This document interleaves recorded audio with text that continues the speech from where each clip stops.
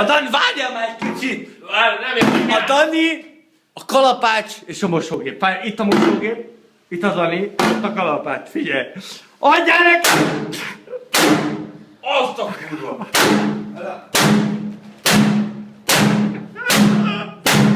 Mi a geci?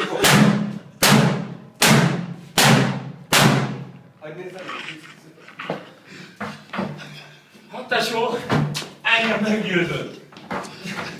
Ez nem lesz kivéve innen. Érted? Ez innen nem lesz kivéve. Nincs, hogy még egy kalapács? Nincs. Azért tesó. Várjál. Ugye, azért, valahogy meg... Megöltem. A kurva, ugye. A kurva anyádat, hát nem nyíltál ki. Na.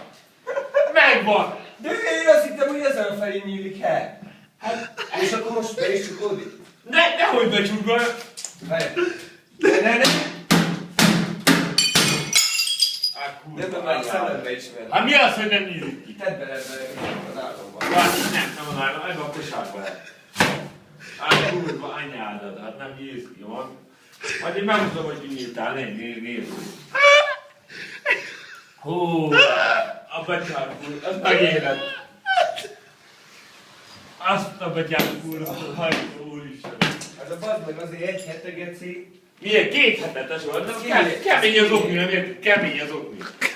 Kemény. Meg van rohadva. Vagy meg ez szárítós is.